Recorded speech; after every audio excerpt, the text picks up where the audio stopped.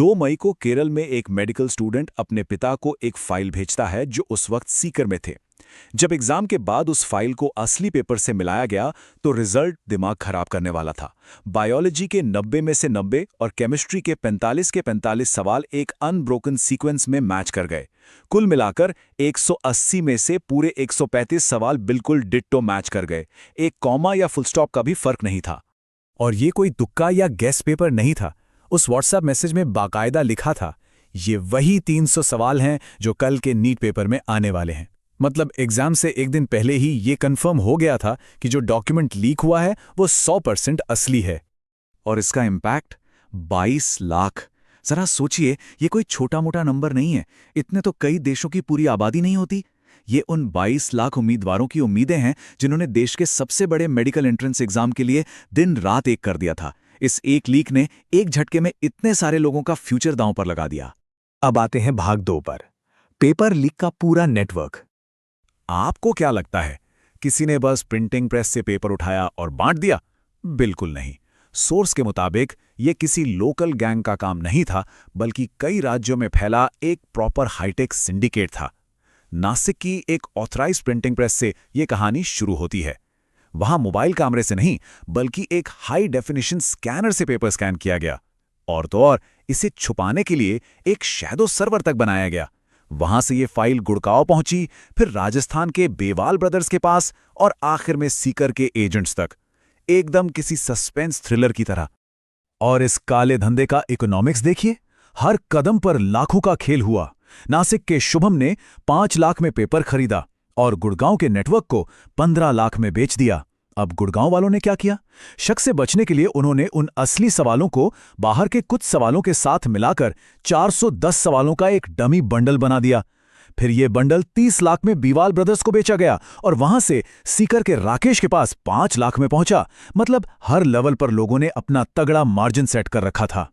चलिए आगे बढ़ते हैं, भाग 3, जांच और राजनीतिक आरोप।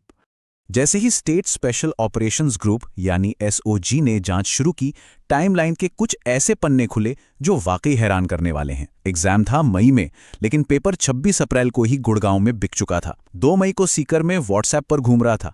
सोर्स बताते हैं कि कुछ लोगों के पास तो ये 1 महीने पहले से था। फिर भी नेशनल टेस्टिंग एजेंसी यानी एनटीए को इस एग्जाम को कैंसिल करने और जांच सीबीआई को सौंपने में 12 मई तक का वक्त लग गया। इतना लंबा गैप क्यों? अब इस पूरी जांच में जो प्रोफाइल सबसे ज्यादा सवालों के घेरे में है वो है बीवाल ब्रदर्स की। सोर्स ने जो जानकारी सामने रखी है उसके मुताबिक इनमें से एक भाई का कनेक्शन सत्ताधारी दल के युवा मोर्चे से बताया जा रहा है और उनकी तस्वीरें एजुकेशन मिनिस्टर के साथ भी देखी गई हैं। एक और बहुत ही सस्पिशियस बात जो सोर्स ने बताई है वो ये कि पिछले साल इसी परिवार के 4 लोगों ने नीट क्लियर किया था।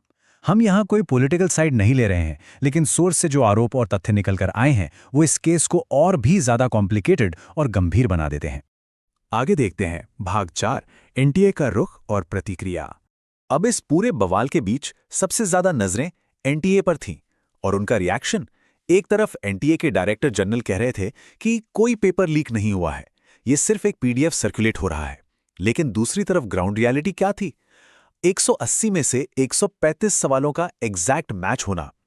सोर्स के मुताबिक इस भयंकर कॉन्ट्राडिक्शन ने न सिर्फ सिस्टम की बल्कि खुद जांच एजेंसी की विश्वसनीयता की धज्जियां उड़ा दी। और सच कहें तो ये कोई इकलौता मामला नहीं है। 2024 के इस पूरे हिस्टोरिकल कॉन्टेक्स्ट को देखिए। बिना किसी लॉजिक के ग्रेस मार्क्स बांट दिए गए और सबसे शॉकिंग 67 स्टूडेंट्स के पूरे 720 में से 720 नंबर आ गए। ये सब क्या है? यह साफ तौर पर एक बड़े स्ट्रक्चरल फेलियर की तरफ इशारा है, जहां किसी की कोई जवाबदेही, कोई अकाउंटेबिलिटी तय ही नहीं हो रही है। इन सब पॉलिटिकल और इंस्टीट्यूशनल लड़ाइयों के बीच असली कीमत कौन चुका रहा है? हमारे स्टूडेंट्स। जरा सोचिए उनके बारे में।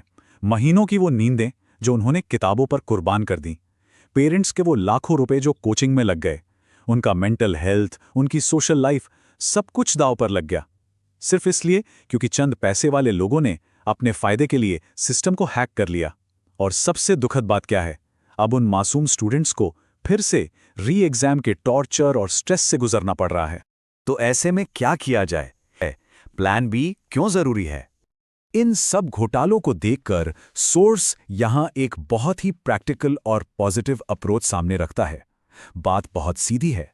कामयाबी के पीछे मत भागो, अपनी काबिलियत का पीछा करो। सिर्फ एक एग्जाम क्लियर करने की अंधी रेस में दौड़ने और सिस्टम के भरोसे बैठे रहने से बेहतर है कि आप अपना एक सॉलिड प्लान बी तैयार रखें, अपनी स्किल्स और अपनी रियल कैपेबिलिटी पर फोकस करें।